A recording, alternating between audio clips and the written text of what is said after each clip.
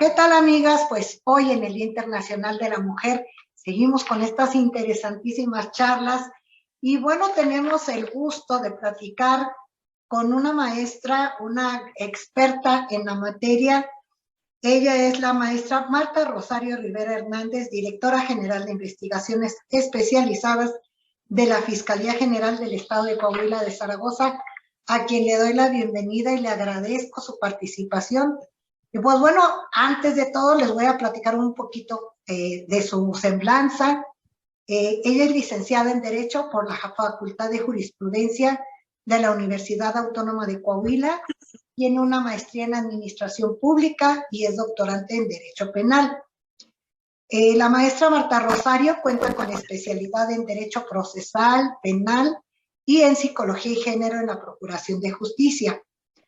Está certificada en el estándar de competencia SO 308 para capacitación presencial a servidoras y servidores públicos y desde el enfoque de igualdad entre mujeres y hombres. Así también como en el estándar de competencia de impartición de cursos de formación de capital humano. También ha estado certificada con la incorporación de la perspectiva de género en el acceso a la justicia para las mujeres víctimas de violencia familiar.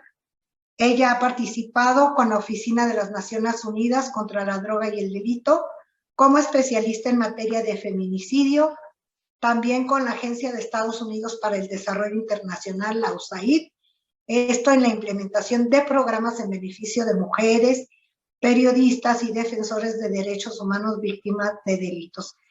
Ha sido ponente en una gran cantidad de foros con temas de derecho penal, ciencias forenses, todo esto con perspectiva de género, derechos humanos de las mujeres, las niñas, los niños, los adolescentes y personas en situación de vulnerabilidad.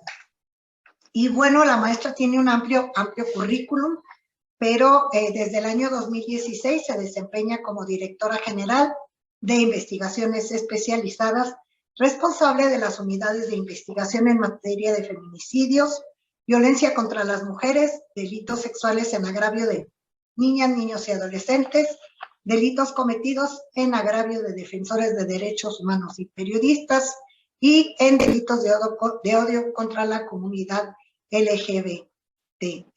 Es miembro permanente del Comité de Seguimiento y Evaluación de Política de Persecución Penal de la Fiscalía General del Estado. Y bueno, pues tiene un montón de cosas en su currículum, es una gran experta en esta materia.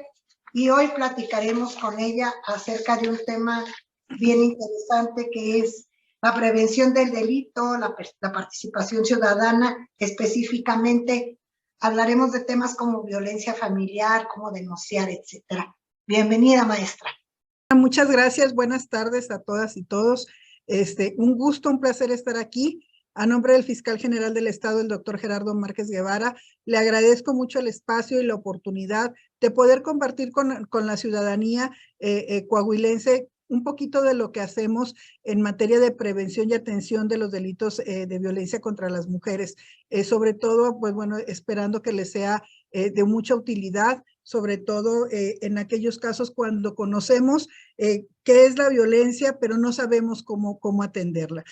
Muy honrada de formar parte de este panel de exposición en un día tan importante como es la conmemoración del Día Internacional de la Mujer. Pues maestra, ¿qué le parece si entramos en materia? Bueno, a quienes nos están viendo, si tienen alguna duda o pregunta, pueden escribirla en el chat de este video y con gusto la maestra pues atenderá. Y también, ¿por qué no? Si tienen alguna denuncia, pues se les canalizará. Esto es parte de la cultura para defender los derechos a los que tenemos derecho, valga la redundancia, en este caso las mujeres.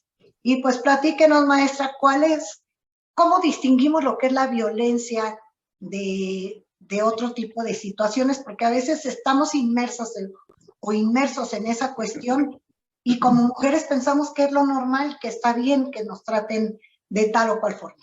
Así es, la violencia presenta muchas aristas, presenta una gran variedad de modalidades o de formas de presentarse y que desafortunadamente por nuestra historia, por nuestra cultura, estamos muy acostumbrados, decimos en términos especializados, tenemos muy normalizada la violencia, ¿sí? Al efecto de ello, bueno, me tomé la libertad de hacerles una presentación que quisiera compartir con ustedes para que sea también un poquito más dinámica la charla y podamos ir siguiéndolo sin perjuicio obviamente de lo que nos quieran compartir en el chat y nos quieran ir preguntando, que con mucho gusto contestaremos. Si me permite un segundito, con una pequeña presentación. Efectivamente, bueno, una de las muchas cosas que hacemos es platicar, dar a conocer a la ciudadanía qué es la violencia, qué entiendo yo por violencia, y después nos vamos dando cuenta que hay situaciones o hay contextos en los que yo considero que a lo mejor estoy exagerando, que a lo mejor eso no es violencia porque no la conocemos como tal. Tenemos la idea de que violencia son únicamente los golpes, los tocamientos y bueno, poco a poco, conforme avanzamos la charla, esa es la idea, el darnos cuenta que la violencia va más allá. Tendríamos que empezar, considero yo, con saber qué es lo que nos dice la Organización de las Naciones Unidas en relación a la violencia hacia las mujeres. ¿Por qué nos enfocamos en el tema? No solamente pues por estar conmemorando el Día Internacional de la Mujer, que se refiere mucho en atención a los derechos humanos de las mujeres, y uno de los principales derechos humanos, además de la vida, de la libertad, de la salud, está el derecho a tener una vida libre de violencia, ¿sí? Entonces, y además desafortunadamente, pues en el mundo la violencia respecto de las mujeres, o mejor dicho, la violencia se da teniendo como víctima a las mujeres. De cada 10 personas, 8 son mujeres. ¿Sí? 9, hay regiones en las que 9 son mujeres. Esto no quiere decir que haya 2 mujeres que nunca han sufrido violencia en su vida. Quiere decir que ese día no me tocó ser a mi víctima de violencia, ¿sí? Y que sí he formado alguna vez o he sufrido un evento de violencia, ¿sí? Que puede ir también de distintos grados de seriedad o de gravedad, valga la redundancia, pero necesitamos aprender a reconocerlos, ¿sí? Entonces, es por ello que empezando por lo que nos señala la Organización de las Naciones Unidas, nos dice que la violencia contra las mujeres es todo acto de violencia de género que resulte o pueda tener como resultado un daño físico en primer lugar, es decir, que pueda ser una lesión, y no importa que sea visible o no, tampoco importa si es interna o es externa, porque hay veces que las lesiones no se ven, la lesión física no se ve, pero existe o ocurrió. El hecho de que no deje huella, el hecho de que se cure de manera rápida, no significa que no haya ocurrido, ¿sí? También tenemos la violencia sexual, que también entendemos que la violencia sexual es sinónimo de violación, o después decimos abuso sexual para referirnos a muchas cosas, y también, como vamos a ir desglosando a lo largo de nuestra charla, veremos que hay un abanico, una gran variedad de violencia sexual, y hay que aprender a identificarla para saber cuándo algo no es normal y lo tengo que denunciar, y también que conocer que hay instancias que están allí para apoyarnos. Otra de las violencias que yo considero que es de las más graves es la violencia psicológica, ¿sí? ¿Por qué? Porque no se nota. La violencia psicológica no la podemos ver, no es palpable. La violencia psicológica se traduce en las consecuencias que tiene para una mujer, ¿sí? Cómo nos comportamos después de haber sufrido esta violencia o a consecuencia de esta violencia. Inclusive encontramos como una de las violencias hacia las mujeres las amenazas de llevar a cabo daños físicos, sexuales o psicológicos, la coacción o privación arbitraria de la libertad, que no me dejen salir, que no me dejen transitar. Esto es tanto si se produce en la vida pública como en la vida privada. También culturalmente, históricamente, hemos tenido la idea de que si ocurre al interior de mi casa, entonces a nadie le interesa o nadie tiene por qué meterse derecho a intervenir en lo que me está sucediendo. Y ya no es así. La violencia es un problema de todos. La violencia es algo que nos debe interesar a todas y todas las personas para poderla atender, porque la violencia es tan grave que nos imposibilita como personas para poder buscar ayuda y para poder denunciar, ¿sí? Por su parte, la CEDAW que es la Convención sobre la Eliminación de todas las formas de discriminación contra la mujer, también firmada por el Estado mexicano, por México, ante la Organización de las Naciones Unidas, que se dedica específicamente a la discriminación de las mujeres, nos dice que es una forma de discriminación que impide gravemente el goce de derechos y libertades en pie de igualdad con el hombre. Aquí se refiere esta convención a cómo las mujeres pueden llegar a ser discriminadas frente a los hombres, ¿sí? Y no se trata de ponernos en una condición, en una situación de enemistad con la otra mitad de la población en el mundo. Se trata de visibilizar cómo, en atención por el simple hecho de ser mujer, tengo menos manera de hacer el uso y goce de mis derechos de los que tiene un hombre. Yo siempre les digo, si cuando se trata de ejercer un derecho, yo digo, no puedes porque eres mujer, entonces allí hay un puntito rojo que tenemos que atender. O bien si decimos, esto sí tú lo puedes hacer porque eres hombre, también tenemos ahí que analizar ese tema, ¿sí? O cuando decimos, si esto, de este derecho se lo niego a una mujer, pero porque considero que no es normal, pero cuando lo veo en un hombre, digo, sí es normal, entonces también ahí tengo un foco rojo que tengo que atender para poder identificar esa discriminación, que a final de cuentas también es una violencia. Hay otra convención en la que México forma parte a nivel internacional que se llama la Convención de Belén do Pará. Esta es la Convención Interamericana para prevenir, sancionar y erradicar la violencia contra la mujer. Se le llama Convención Belém do Pará porque fue firmada precisamente en la ciudad de Belém do Pará, en Brasil, y es identificada de esta manera. A diferencia de la anterior, de la CEDAW, aquí ya trata directamente en cómo podemos prevenir, sancionar y eliminar la violencia que se ejerce a nivel mundial en relación a las mujeres. Y nos dice que la violencia es cualquier acción o conducta basada en su género, que cause la muerte, daño o sufrimiento físico, sexual o psicológico a la mujer, tanto en el ámbito de lo público como en el ámbito de lo privado.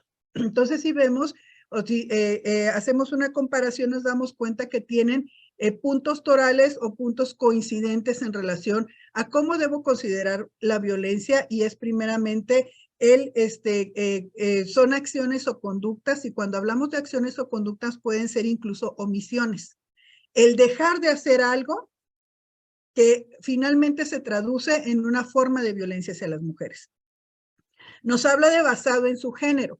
Aquí tendríamos que empezar también por hacer una diferencia entre lo que es sexo y lo que es género, tomando en consideración que cuando hablamos de sexo necesariamente tenemos que hablar de todas aquellas características físicas con las que nacemos, ¿sí? Las mujeres, todos sabemos, tenemos ciertas características físicas. Por ejemplo, la voz es un poco más delgada o más aguda.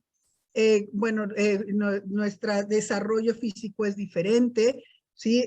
A lo mejor somos pues estructuralmente más pequeñas, tenemos caderas, no tenemos tanto vello corporal, y en el caso de los hombres, bueno, pues la voz es más grave, ¿sí? Y sobre todo su desarrollo físico también es distinto, y bueno, pues lo más evidente de todo, ¿sí? Nuestros órganos reproductores o sexuales son completamente diferentes. Y esto yo lo puedo cambiar. Claro que lo puedo cambiar, pero no es de manera permanente. Lo puedo hacer de manera transitoria, ¿sí? A través de tratamientos médicos, a través del uso de medicamentos, que estamos en nuestro derecho de hacerlo. Pero entonces aquí ya empezamos a hablar no de sexo, sino de género, que el género se refiere a lo masculino y a lo femenino. Entendiendo lo masculino por aquello que le corresponde a los hombres y lo femenino por aquello que se refiere o que tiene que ver con las mujeres. Y entonces aquí podemos encontrar también a las personas o a la comunidad trans, que somos, cuando hablamos de trans, cuando hablamos de las siglas LGBTTIQ+, entonces estamos hablando de personas transvestis, transexuales, transgénero, ¿sí? Y que, bueno, nos vamos a enfocar un poquito en esto sin restarle importancia al resto de la comunidad, sino que para poder diferenciar entre lo que es género. Entonces se trata de cuando yo me identifico o cuando hago mi transformación para parecer mujer o para que mi identidad, corrijo, que mi identidad sea de mujer, ¿sí? Y aquí ya entramos, bueno, en lo que es el género femenino y masculino, y entonces ahí se basa. Ahí encontramos esta violencia cuando la violencia por género se refiere a la violencia que se dirige a lo femenino. A una mujer que su sexo es de mujer, porque así nacimos, ¿sí? Pero también a todas aquellas personas que se identifican femeninas, ¿sí? En relación al género, que también por este simple hecho sufren violencia. Y se puede referir a causar la muerte, que es la forma de violencia más grave que existe, pero también causar el daño o sufrimiento físico, sexual o psicológico. Y volvemos a lo mismo tanto en el ámbito público, en la calle, en la escuela, en el trabajo, ¿sí? Como en el ámbito privado, es decir, al interior de mi hogar, que es donde se supone que todas las personas debemos sentirnos pues mucho más protegidas y no siempre es así, desafortunadamente, ¿sí? De esta manera, bueno, pues nos encontramos que la violencia contra la mujer, no solamente en nuestro país, sino en el mundo entero, pero también no podemos soslayar o dejar de lado el hecho de que pues México tiene una cultura machista que hemos venido trabajando toda la sociedad en superarlo, en transitar hacia ello para evolucionar. Tan es así que, bueno, nadie me dejará mentir que en el siglo pasado, a mitad de siglo, 1950, 1940, el cine se basaba en el macho mexicano, ¿sí? Y entonces de allí, si bien lo presentaban de una manera romántica, la estructura era la misma, ¿no? La mujer que tiene que obedecer a su pareja y que tiene que seguirlo en todo lo que se le indicaba. Y que además la manera correcta de vivir en sociedad era precisamente en pareja y siendo la mujer la que obedecía siempre al hombre. De esta manera, pues nos damos cuenta que la violencia hacia las mujeres tiene raíces que son muy profundas, no solamente en nuestra sociedad, pero sí en el mundo entero. Y estas raíces van no solamente en cómo actuamos, sino también en cómo pensamos, en cómo nos comunicamos, y por esta manera, precisamente por esto, porque es algo cultural, entonces, y es algo que es histórico, que viene de hace mucho tiempo, es por ello que hombres y mujeres llegamos a justificarla, llegamos a promoverla además como un medio de control social. Yo siempre les comento que recuerdo mucho un comentario que me hacía mi bisabuela cuando éramos niñas o cuando éramos adolescentes y empezábamos a salir a las fiestas, y salíamos pues varias de mis primas y yo a una fiesta, y nos decía, se van a ir solas, se van a ir ustedes solas, aunque fuéramos 5 o 7, decían, van solas. Y nosotros no lo entendíamos, o sí lo entendíamos y lo aceptábamos, e incluso nos preocupábamos porque sabíamos que el ir solas, aunque fuéramos 7 o 10 mujeres o una legión de mujeres, significaba no había un hombre que te acompaña. Y entonces eso quería decir que cualquier otra persona, cualquier otro hombre, nos podía faltar al respeto e incluso acercarse y agredirnos porque no había un hombre que nos cuidara. Y había ocasiones extremas en las que el estar acompañado de un hombre podía significar el llevar a mi hermanito de 5 años, pero era hombre y eso me generaba un respeto y una seguridad. Entonces, así de arraigado teníamos nosotros la idea o la creencia de cómo debe de ser la manera de comportarse o los roles de género de hombres y mujeres, y cómo nuestra cultura nos mostraba o nos enseñaba y se transmitía de generación en generación cómo debía ser nuestra vida en sociedad. Una vez que evolucionamos, hemos ido trabajando y evolucionando esta situación, esta cultura y esta historia, has ido aprendiendo precisamente cuáles son los tipos de violencia que existen, cómo se identifican, pero sobre todo, como comentaba al principio, teniendo la conciencia que uno de nuestros principales derechos es precisamente el vivir una vida libre de violencia, y además el tener el acceso a todos los derechos humanos que son reconocidos por nuestra Constitución. Que es muy importante también decirlo, el hecho de que se reconozca no quiere decir que yo necesite pedirle permiso a una autoridad para ejercer mis derechos, sino que esa autoridad cualquiera en este país, tiene la obligación de garantizar que las mujeres podamos disfrutar de nuestros derechos, ¿sí? Pero para ello, pues tendremos que empezar a identificar o reforzar nuestro conocimiento en cuáles son los tipos de violencia, para después pasar a conocer cuál es la violencia que es más recurrente en nuestra sociedad. Y también, bueno, ¿cómo la puedo denunciar? La cultura de la denuncia es muy importante porque permite dos cosas principalmente. La primera de ellas es que se detenga la violencia y la segunda, con ello se garantiza la integridad física y emocional de cualquier mujer y de sus hijas e hijos cuando se encuentran presentes o que se encuentran de por medio, sobre todo en las relaciones de pareja. Y es precisamente el conocer estos tipos de violencia lo que ha permitido tanto a hombres como mujeres, primero el reconocernos en estos tipos de violencia para después empezar a trabajar en cómo los puedo prevenir, cómo puedo modificar mi actuación o cómo puedo modificar mis hábitos, ¿sí? Porque la violencia es cultural, la violencia se aprende. La violencia no es algo con lo que nacemos, sino que la vamos aprendiendo a través de la interacción que vemos todos los días, primero en nuestro hogar y después en la escuela, en el trabajo, en la calle, ¿sí? En cualquier lugar en donde nos desenvolvemos e inclusive en los medios de comunicación. Generalmente nos dicen, los medios de comunicación no educan. Pues a lo mejor no educan, pero qué bien ejemplifican. Y entonces ahí encuentro un modelo que a lo mejor yo quiero seguir porque me parece atractivo o porque es la manera en la que a mí me mostraron que debía controlar a mi familia, a mi pareja, a mis hijos, o cómo debo comportarme yo misma, ¿sí? Pero también hay una gran ventaja. Nos muestra también nuevos modelos de vida que nos permiten tener una vida basada en igualdad de hombres y mujeres, en donde ya uno no le debe obediencia a la otra, ¿sí? Y viceversa, pero además me muestra el cómo sí puedo tener una convivencia pacífica. No se trata, nunca ha sido la intención ni de las fiscalías, específicamente la Fiscalía del Estado de Coahuila, hacer una separación o el desintegrar a la ciudadanía.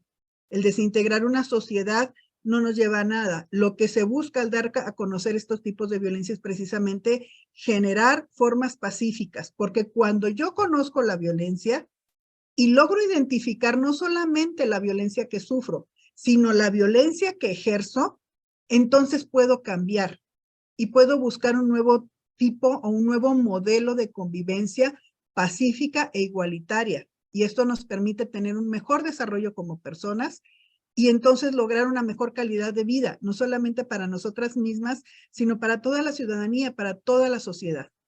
La primera de ellas, entrando ya específicamente al tema de los tipos de violencias, es precisamente la violencia física. Esta todo el mundo la conocemos y todas las personas la identificamos, ¿sí? Es todos los actos que infligen un daño no accidental, usando fuerza física o algún tipo de sustancia, de arma u objeto que puede provocar o no lesiones, ya sean internas, externas o ambas. Hay que poner mucha atención en esta. Primero es infligir un daño, que este daño no sea accidental, que sea de manera intencional. Yo lo hago cualquier acción con la intención de que la otra persona sufra un daño, sobre todo las mujeres. Se utiliza como un medio de control. ¿Por qué? Porque obviamente como un mecanismo de defensa, ¿sí? Y para no volver a sufrir ese daño, yo voy a dejar de hacer aquello que te molesta, pero no porque yo esté convencido porque yo lo quiera, sino porque quiero evitar que me vuelvas a causar ese daño físico, ¿sí? Y aquí nos dice usando la fuerza física o utilizando alguna herramienta, ya sea una sustancia, como hemos visto que se ha utilizado en diversas ocasiones, no solamente en México, sino en el mundo, que pueden ser sustancias que queman a la persona, que le dañan su persona, su cuerpo, ¿sí? Así como también un arma, y cuando hablamos de armas, no solamente nos referimos a pistolas o a cuchillos, sino todo aquello que pueda yo utilizar a manera de arma, puede ser un palo, puede ser un lazo, puede ser una piedra incluso, ¿sí? Se puede utilizar como arma. Lo que menos nos imaginamos, lo podemos transformar en un arma, ¿sí? O cualquier otro objeto, el que sea, que pueda o no provocar lesiones. Al hablar de lesiones, hablamos de un cambio en nuestro físico. Una cortadura, un golpe, un moretón. Y puede ser o no transitorio. Todos sabemos que hay golpes que nos dejan enrojecimiento y a los pocos minutos se quitan. Y el hecho de que ya no se vean no significa que no ocurrió, ¿sí? Porque además esto se entrelaza con mi parte psicológica y emocional que yo sé que sucedió y que me generó miedo. Y entonces ese miedo me va a obligar a cambiar mi manera de comportarme para evitar que me vuelva a ocurrir, ¿sí? Y las lesiones que ocurren a lo mejor no se ven, pero pueden ser internas.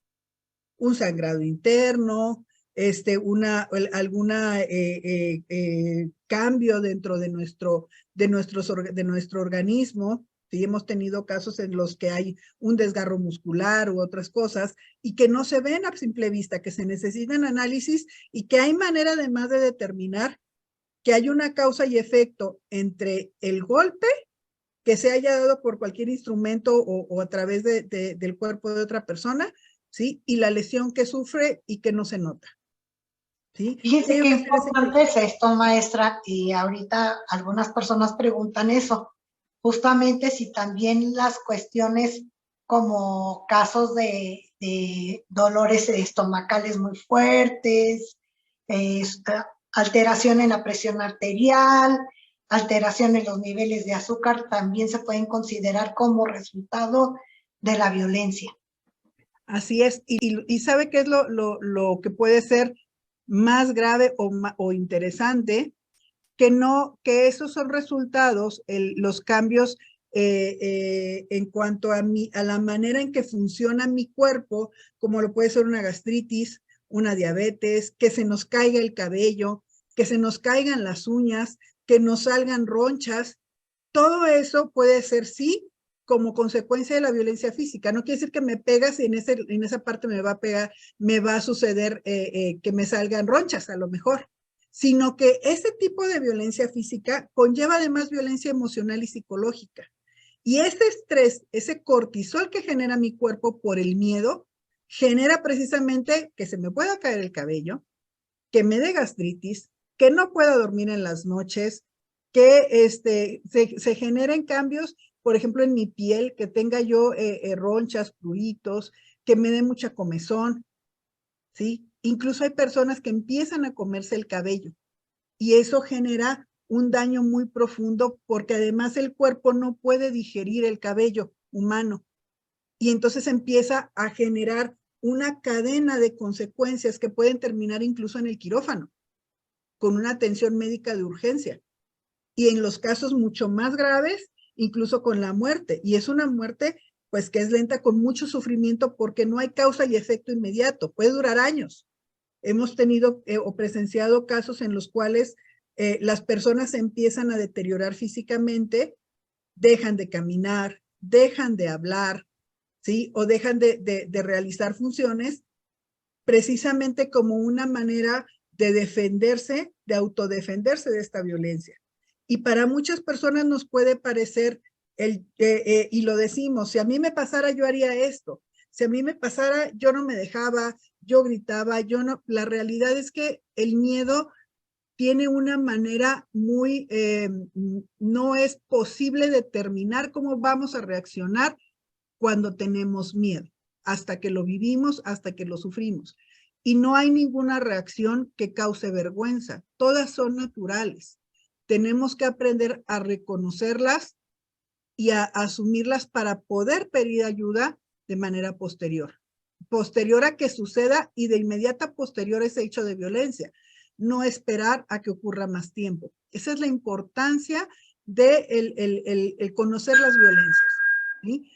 Y hay otra situación también que precisamente por ello es que es muy importante siempre estar presente en la vida de una persona que sufre violencia.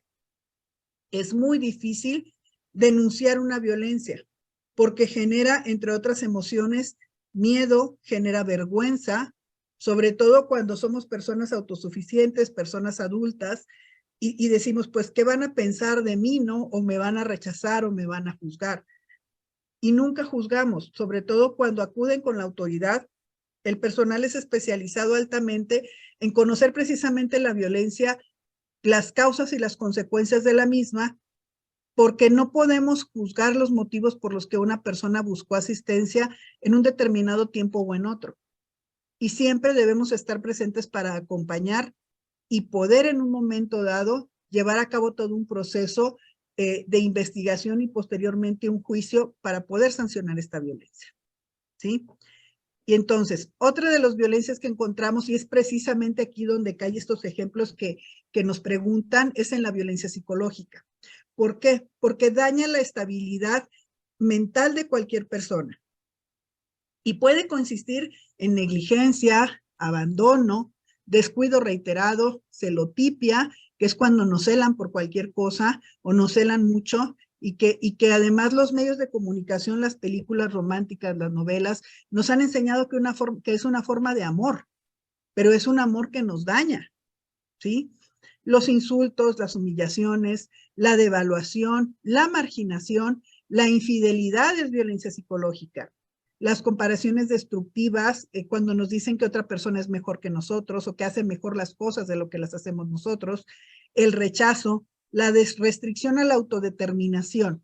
¿Qué es la autodeterminación? Es mi capacidad para decidir qué quiero hacer y cómo quiero hacerlo, sin tener que pedirle permiso o parecer a una tercera persona, generalmente mi pareja, porque me han enseñado culturalmente que así debe de ser, ¿sí?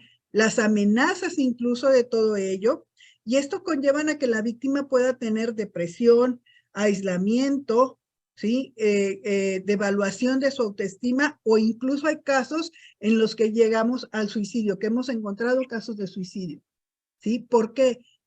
Siempre cuando ocurre un hecho de suicidio o un intento de suicidio en una mujer, lo primero que se investiga es si vivía violencia de cualquier tipo. Ha cambiado mucho la situación de cómo nos percibimos como sociedad de hace, no sé, 20, 30, 50 años a cómo nos percibimos actualmente.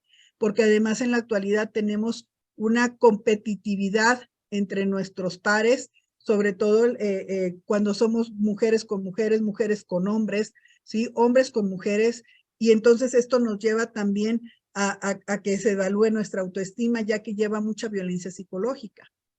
Y si eso nos ocurre en un ámbito público, en la escuela, en el trabajo, pues ahora imaginemos qué pasa cuando ocurre en mi familia, cuando ocurre con mi pareja, ¿sí? Cuando me dice, cuando, por ejemplo, un ejemplo de negligencia, no proporciono los medios necesarios para que puedas tener tu desarrollo y dependes de ello, o yo me comprometo, es mi papel el de proporcionar lo necesario para la estabilidad de la persona física, emocional, ¿sí? Negligencia es no cumplir con mis obligaciones. Tratándose de los hijos, podemos hablar de alimentos, de cuidados, de convivencia, incluso el negar la convivencia a una persona es violencia psicológica, porque significa que me rechazas, porque significa que no soy suficiente.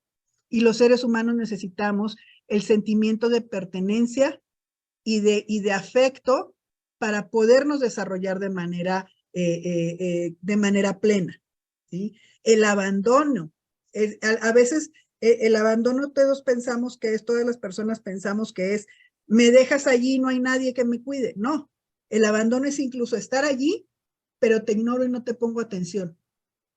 Actúo como si no existieras o no me interesan tus necesidades. No necesito decírtelo, basta que lo actúe. Y entonces ahí eso empieza a generar precisamente este sentimiento de, como nos dice aquí la imagen que tenemos en la esquina, que no valgo nada, ¿sí? Que no vale la pena que alguien se moleste por mí o se preocupe por mí, que soy una basura, me genera miedo, etcétera. Entonces, otra de las más importantes o de las que encontramos de manera más reiterada es la infidelidad. Generalmente, cuando hay una infidelidad, se culpa a la víctima, a quien la padece, porque entran aquí las comparaciones destructivas. Es que tú ya no te arreglas, es que tú no te comportas de tal manera, es que tú ya no me atiendes. Entonces, no es que en realidad esté sucediendo eso, es que es en realidad el pretexto que yo pongo para poderte dañar y que encima de todo no me tenga que hacer cargo de mi responsabilidad afectiva. Todos estos actos los vemos e incluso a veces decimos, es mi imaginación, no es cierto. Los celos, por ejemplo, nos enseñaron a interpretar los celos como amor. Y entonces digo, pues es que me está celando. ¿Por qué me molesto o por qué me siento devaluada si me cela? Debería de sentirme halagada, porque quiere decir que me aprecia y por eso me cuida. Y en realidad no es una manera de demostrar amor o de demostrar cuidado, sino es un medio de controlarte para que no tengas más opciones o que no te puedas desarrollar como persona. Y porque además eso revela una gran inseguridad de quien ejerce los celos. Porque tengo miedo de que te des cuenta que fuera de nuestra relación hay algo mejor y entonces yo tengo que impedir que lo hagas. Te tengo que controlar. Decían las abuelas anteriormente, te tengo que volver a meter al redil. Y volver a meterte al redil incluso implicaba la parte del castigo físico. Y entonces ocurre otro fenómeno dentro de ello. Cuando las mujeres nos damos cuenta que tenemos derecho y que no tienes derecho, por otra parte, a dañarme o a ejercer violencia, entonces quien la ejerce tiene que subir su nivel de violencia para poderme controlar. Entonces yo vuelvo a decir, no, no tienes derecho a controlarme y tengo que volver a subir más el nivel de violencia. Entonces sí, existe lo que se llama la espiral de violencia, que es empieza y va subiendo, ¿sí? De grado en la parte de la seriedad o la gravedad que es sufrir la violencia. Tengo que subir de la manera que ejerzo la violencia y paso a lo mejor de los insultos y las humillaciones de lo verbal a lo físico. Y de lo físico a lo mejor a ya agredirte en tu persona, no solamente con un golpe, con un empujón, sino también a violarte, a mutilarte, ¿sí? E incluso en los casos más graves, la muerte. ¿Y por qué se llama espiral? Porque además de que va en ascendente, cada vez es más rápido el ciclo. Me tardo menos en agredirte. Por eso es tan importante identificar sobre todo las violencias psicológicas, porque son las que no se notan y las que siempre disfrazamos con una sonrisa. Que no se den cuenta, ¿sí? Porque además, pues ante el mundo entero, pues yo tengo mi interés es que vean que yo estoy feliz. Vivimos en el mundo de la felicidad, porque yo lo veo en las redes sociales, entonces, pues ¿cómo voy yo a llegar de disruptiva y decir, pues yo no tengo esa felicidad? Y entonces vamos repitiendo estos esquemas, ocultando lo que en realidad ocurre y eso nos impide pedir auxilio. ¿Sí? Otro de los tipos de violencia que la ley nos señala es la violencia hacia los derechos reproductivos. Cuando hablamos de derechos reproductivos, bueno, estamos hablando de las acciones o omisiones que me limitan en mi derecho de decidir de manera libre e informada cómo voy a ejercer mi sexualidad, ¿sí? La función reproductiva, el número de hijos que yo deseo tener y el espaciamiento e incluso mi decisión de no tener hijos si es así. ¿Sí? El acceso a métodos anticonceptivos de mi elección, que no me los impongan, que no me obliguen a utilizar o dejar de utilizar un método anticonceptivo, el acceso a una maternidad elegida y segura. Todavía tenemos muchas dudas en relación a la parte de la interrupción del embarazo, ¿sí? O lo que se conoce como aborto, que ya nos dicen, ¿por qué está despenalizado? Estás matando a un ser humano. Cuando en realidad, bueno, tenemos también que darnos cuenta que para nosotras las mujeres no es como un método de control natal, no es un anticonceptivo, sino es la opción que tengo en el ejercicio de mi derecho a decidir de manera libre cuándo quiero tener hijos, cuántos hijos quiero tener y cuánto espacio voy a tener entre cada uno de ellos. Mi parte moral, eso es muy respetable, pero es el ejercicio individual de cada persona. Y yo no le puedo imponer mis creencias y mis valores morales a alguien más. ¿Sí? Mientras esté dentro del margen de la ley, yo puedo ejercer mis derechos de la manera que más me convenga, sobre todo tratándose de mi salud reproductiva. Y viene otra parte también, que es todavía estamos trabajando muy de la mano para no que se malentienda, trabajamos de la mano con la Secretaría de Salud, con ustedes, con la Secretaría de Educación, en relación al ejercicio de la sexualidad, ¿sí? El ejercicio de una sexualidad informada, de una sexualidad responsable, ¿sí? Y de una sexualidad sobre todo que sea segura, para que no ponga en riesgo mi salud y la salud de alguien más ni mi seguridad, ¿sí? La violencia contra mis derechos reproductivos también tiene que ver con los servicios obstétricos. Nadie tiene el derecho de juzgar cuántos hijos tengo y sobre todo de cómo gestiono mi dolor ante el parto, ¿sí? O cómo gestiono mis emociones ante mi salud reproductiva. Todos tenemos historias de terror donde en los médicos o las enfermeras, incluso dentro de esta cultura que tenemos, nos dicen, ¿cómo no se quejó cuando estaba usted fabricando su bebé? Y ahora aquí en el hospital se está quejando, aguántese. Levántese y trate de caminar cuando tiene mucho dolor. Nadie tenemos derecho a sufrir dolor, o sea, nadie tiene derecho a infligirnos dolor o a que nosotros tengamos que soportarlo, ¿sí? Tenemos como Estado que procurar y como seres humanos también en una acción precisamente que nos muestra como tales el procurar el bienestar de los demás.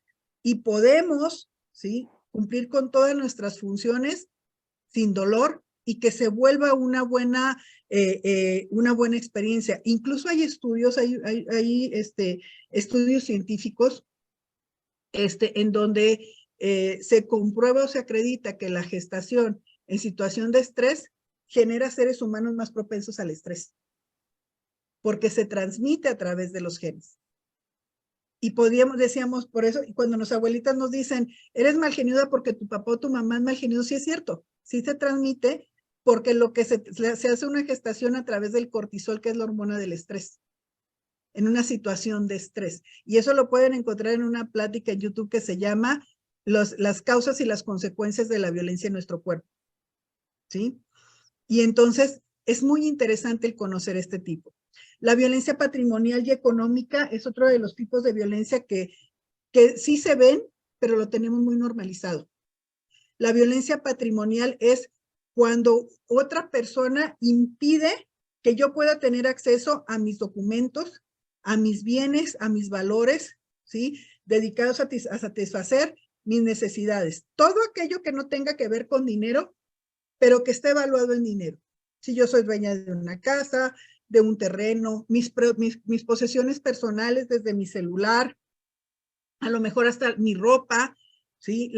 Lo que uso cotidianamente, lo que me pertenece y que tengo que pedir permiso para utilizarlo o que me he sustraído para causarme un daño o para tratar de controlarme a través de ello, ¿sí? Nos habla de transformarlos, es decir, utilicé tus cosas para hacer otra cosa, para hacer algo, ¿sí? A lo mejor es decir, tomé tu playera favorita y la convertí en trapo para lavar. Se oye muy dramático, pero pues si todos nos ponemos a imaginarnos en mi playera favorita, que de repente llego y la encuentro como trapo para limpiar, pues entonces vemos que es un golpe, un impacto fuerte emocionalmente.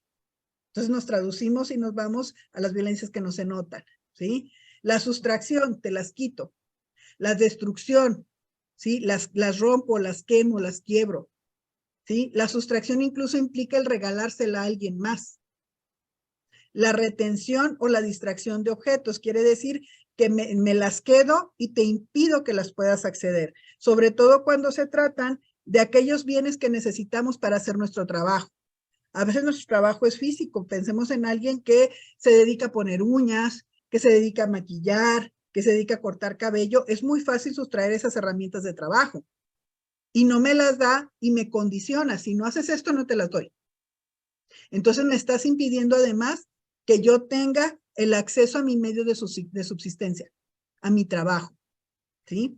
Y por otra parte, la violencia económica es cuando una persona le niega a otra o le limita los recursos económicos necesarios para la subsistencia de esa persona o de su familia, ¿sí? Sobre todo cuando yo me comprometo a ser el proveedor del hogar o a proveer en parte al bienestar del hogar. económicamente hablando.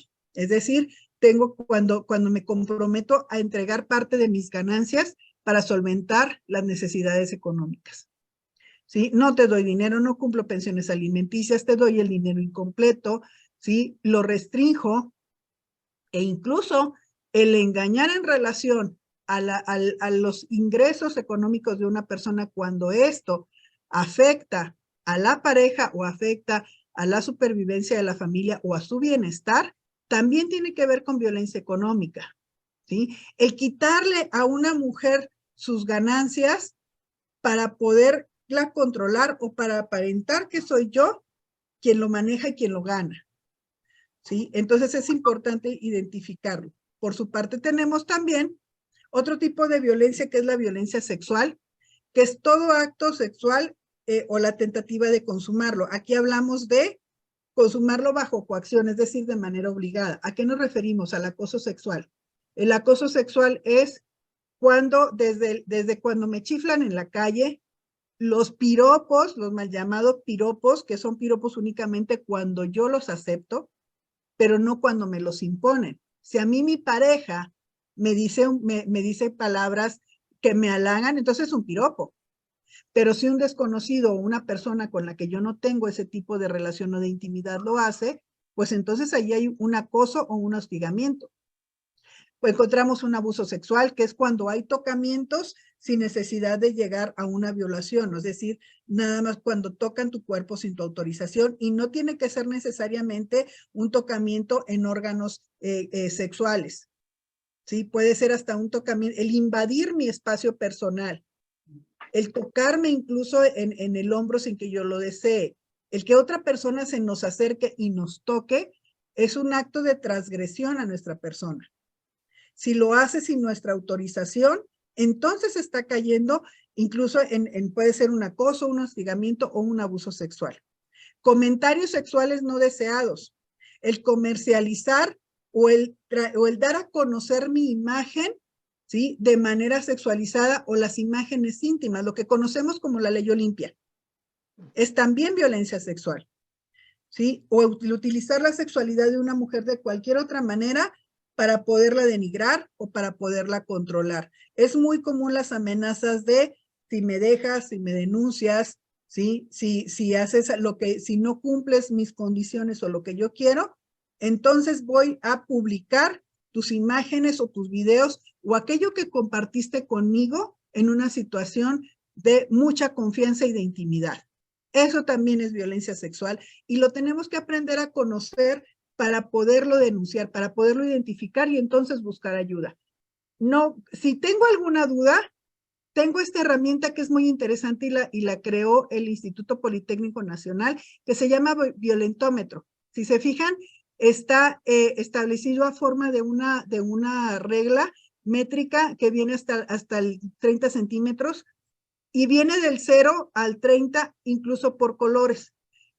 Todas las personas nos han enseñado de niños a identificar los colores, el amarillo que es preventivo, el rojo donde ya hay peligro, el azul donde ya se torna más grave y la parte negra que es en donde ya es la forma más grave y más violenta de ejercer sobre las mujeres. Y entonces nos encontramos pues desde las bromas hirientes, los chantajes, para pasar por la descalificación, el destruir artículos personales, ya en la parte roja cachetear, patear, en la parte azul el forzar a relaciones sexuales, violaciones, mutilaciones, y en la parte negra, en la parte oscura, el asesinato, que es el feminicidio. Cuando una persona nos platica que fue amenazada con un objeto o un arma, sabemos que ya pasó por el resto del violentómetro. No es algo que ocurre que de repente la persona más pacífica del mundo viene y me amenaza. La violencia siempre crece y además es como la ranita de la primaria, que a veces se regresa, a veces avanza, a veces se queda estático en medio, pero siempre se está moviendo entre toda esta reglita que tenemos aquí. Y nos ayuda también a identificar las violencias que sufrimos cotidianamente, ¿sí? Pero no todo es tragedia, ¿sí? La parte de conocer las violencias es para saber que existen, para identificarla y entonces saber qué puedo hacer. ¿Cuáles son mis opciones? ¿Ante qué autoridad puedo yo acudir a buscar ayuda y en qué tiempo lo puedo hacer, ¿sí? Aquí, primero, como ya dijimos, pues ya tenemos identificadas todas estas violencias y la gran mayoría de ellas, el 95% de las violencias hacia las mujeres que conocemos en los centros de justicia y empoderamiento contra las mujeres a través de la unidad de investigación de delitos contra la mujer es precisamente la violencia familiar. La violencia familiar, ¿qué significa esto? El Código Penal nos dice que es la violencia, que es cualquiera de estas violencias que acabamos de ver, cuando se comete contra cualquier persona o contra una familia. Pero el 90-95% de los casos las cometen las parejas o exparejas en contra de las mujeres, ¿sí? ¿Qué se considera como familia? Al cónyuge o al excónyuge, concubina o exconcubina, concubinario o exconcubinario, es decir, hombres o mujeres que viven en concubinato, compañera o excompañera civil, el pariente consanguíneo en línea recta, ascendiente o descendiente, sin limitación de grado, es decir, de hijos, padres, abuelos, tatarabuelos, bisabuelos, chosnos, y así hasta arriba, y hacia abajo que van hijos, nietos, bisnietos, tataranietos, etcétera. Esa es la línea recta. Y en la línea colateral, que son mis hermanos, mis primos, mis sobrinos, mis tíos abuelos, ¿sí? También ellos todavía para la ley son penalmente relevantes, es decir, también son sujetos de cometer el delito de violencia familiar. Incluso se va hasta las personas adoptadas, el adoptante y el adoptado, cuando ejercen violencia o cuando tenga una relación de pareja o de hecho. Y esto es muy interesante porque el estado de Coahuila es pionero en esta situación. Muchas veces nos dicen las parejas que no están casadas, que no son concubinos, ¿sí? O que incluso uno de ellos tiene una relación prevaleciente de matrimonio, entonces ahí no hay un vínculo familiar y no te protejo. El estado de Coahuila dice no. La relación de hecho es cuando una de las personas o las dos tengan, independientemente que tengan otra relación, hacen una vida en pareja, tienen una vida en común, tienen una vida en proyectos, y no significa que vivan juntos.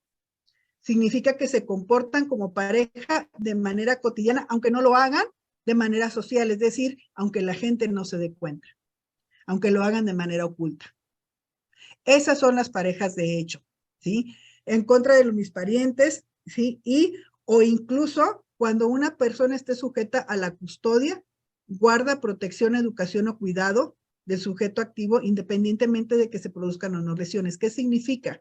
Si a mí me dejan encargada una persona para que la cuide, para que la atienda, para que tenga su guarda y custodia, ¿sí? O me hago responsable de su educación, el sobrinito que me dejaron encargado, el hijo de mi mejor amiga, que incluso, pues aquí en el norte todo el mundo sabe que los hijos de nuestras amigas nos dicen tías, entonces, y nos ven como tales, ¿sí? Cuando hay la violencia en ese sentido, sobre todo tratándose de mujeres, aquí se puede considerar una relación de familia, ¿ok?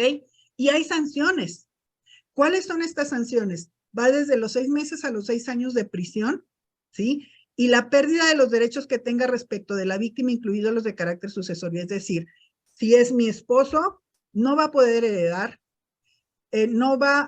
tampoco tiene derecho a que yo le proporcione alimentos, aunque yo gane más dinero que él si él es el que me violenta, ¿sí? La custodia de los hijos tampoco la puede ejercer. ¿Qué es lo que sucede muchas veces? Dicen, el argumento es, la violenté a ella, no a mis hijos. Sí, pero tú puedes hacerme daño a través de mis hijos, sustrayéndolos o dándoles un mal ejemplo o hablando mal de mí, ¿sí? E incluso el simple hecho de que tú me hayas violentado a mí delante de nuestras hijas e hijos, los estás exponiendo a la violencia y eso también es violencia y se restringe. Entonces, todo esto abona a que se dé la seguridad de las mujeres, no solamente en cuanto a ellas, sino en cuanto al bienestar de sus hijas e hijos. Como medida de seguridad también se le puede prohibir el asistir a un lugar determinado o residir en él por un tiempo similar a la prisión impuesta, es decir, no siempre cumple la pena estando encerrado en prisión, pero durante el tiempo que se le sancione, se le va a prohibir asistir a ciertos lugares o bien de vivir en un lugar determinado. ¿Qué sucedía antes? Pues voy y me rento mi casa en la casa de al lado, o a la siguiente cuadra, o en la misma colonia. Ahora eso ya se prohíbe porque las víctimas de violencia familiar, las mujeres no pueden vivir con la zozobra y el miedo de saber que lo tengo al lado o en la siguiente cuadra, o que cuando yo vaya caminando a tomar mi transporte público me lo voy a encontrar porque es su misma ruta.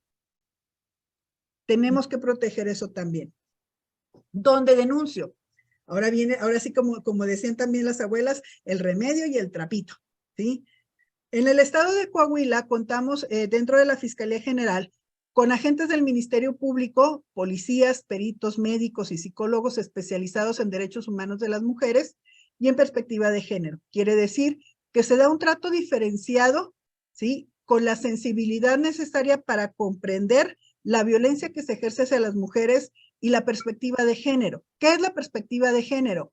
El ver los lentes, decimos, con estos lentes morados que nos permiten el entender por qué las mujeres actuamos como lo hacemos y no juzgarlo, sino prevenir cuál es en qué vulnerabilidad me encuentro para poderme proteger. Estas unidades especializadas están al interior de los centros de justicia y empoderamiento para las mujeres en las ciudades de Saltillo, Torreón, Matamoros, Frontera, Sabinas, Acuña y Piedras Negras. Es muy fácil identificarlos, yo creo que ahorita ya todas y todos los conocemos, son estos edificios morados con rosa, en donde podemos encontrar además los servicios que proporciona el Instituto Coahuilense de las Mujeres de Empoderamiento hacia las Mujeres. Contamos también dentro de la página de la Fiscalía General del Estado un botón de predenuncia que se encuentra de manera inmediata en cuanto se abre la página, y ahí podemos teclear nuestros datos y decir de manera muy, muy sencilla: estoy sufriendo violencia por mi esposo, por mi hermano, por mi padre, ¿sí? Necesito ayuda. Decirnos en dónde y a qué hora la podemos contactar para poderle proporcionar los servicios. Además contamos, pues como todos ya conocemos, el número 911 de emergencias, que nos permiten el poder atender de manera inmediata.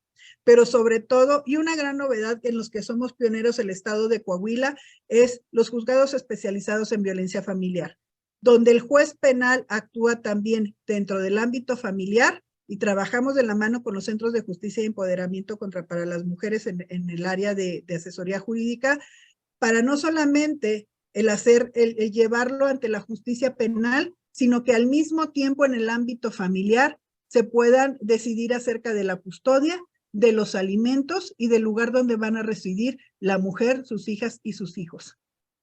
Entonces, el estado de Coahuila y la Fiscalía General del Estado, sobre todo, trabajamos todos los días para erradicar la violencia contra las mujeres, pero también para prevenirla, dándola a conocer y mostrando cuáles son los lugares en donde pueden acceder a denunciar. La cultura de la denuncia es importante y nos puede salvar la vida. Muchísimas gracias. Espero que tengan preguntas que con muchísimo gusto vamos a contestar. Hombre, maestra Marta Rosario, pues muchísimas gracias a usted. Súper completa la charla, súper interesante todo lo que nos está comentando. Y bueno, algo súper importante también es, pues todo esto que usted nos ha comentado, todas estas actividades que se realizan en la Fiscalía, todo este acompañamiento que en Coahuila se les da a las mujeres para que puedan vivir una vida libre de violencia. Y todo lo que usted nos comentó, pues son muchas cosas que a veces nos suceden, o que a veces vemos que le suceden a alguien muy cercano, a nuestras mamás, a nuestras hijas, a nuestras tías, a la vecina, a nosotros mismos, y que no sabemos que es violencia porque pensamos que está bien la manera en la que lo estamos digiriendo o pasando. Y bueno, pues aquí ya, maestra, nos ha dado una cátedra de todo esto relacionado con la violencia de género, y ojalá en este día, pues esta cultura de la denuncia, esta cultura de cuidarnos a nosotros mismos y a nosotras mismas en este caso, pues vaya creciendo y vayamos pasando la voz a otras personas. Si usted no lo permite, repetiremos esta charla en próximos días, muy interesante. Y bueno, pues a quienes nos están viendo en este momento, si tienen preguntas, pues con mucho gusto las haremos llegar a la maestra.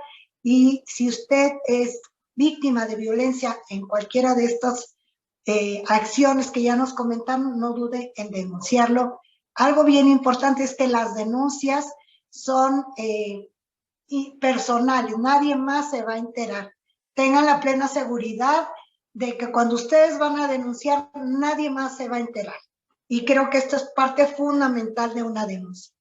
Así es, maestra. Y muy importante también, como se trata de un delito perseguible de oficio, no solamente puedo yo denunciar mi violencia, sino si yo me doy cuenta que otra persona la sufre y no tiene todavía las herramientas o las capacidades para poder denunciar, yo lo puedo hacer, ¿sí? Sin que nadie me diga, ahora sí que no es de tu interés, porque es un interés de toda la sociedad. Yo puedo denunciar las violencias que conozco respecto de otras personas, ¿sí? Porque es una violencia que persigue de oficio y que tenemos la obligación de investigar y de erradicar, aun y cuando la persona que la sufre no haya denunciado. Pues esto es súper interesante porque también como mujeres y como sociedad en general tenemos esa obligación moral, ¿no? A veces hay gente que dice, es mi vida, no te entrometas, pero pues efectivamente es su vida y si yo la quiero a la persona, pues tengo que procurar que tenga una mejor vida y ayudarle a salir. Pues agradecemos muchísimo a la maestra Marta Rosario Rivera Hernández, directora general de investigaciones especializadas de la Fiscalía General del Estado de Coahuila de Zaragoza, la charla en este día. Muchas gracias, maestra, muchas gracias al fiscal. Y bueno, pues ustedes que nos están viendo, no solo en Coahuila, sino fuera de Coahuila, si sufren violencia, lo mejor es denunciarla, porque como puso la maestra en el final de la charla de lo que nos compartió, nos queremos seguras, libres y bueno, también felices, ¿por qué no? Así es. Muchísimas gracias por el espacio. Le mando un abrazo y que tengan muy bonito día. Hasta luego. Muchas gracias, maestra. Hasta pronto. Y bueno, amigas, seguimos aquí con más charlas en la siguiente hora sobre este importante conmemoración del Día Internacional de la Mujer a través de la Secretaría de Cultura de Coahuila.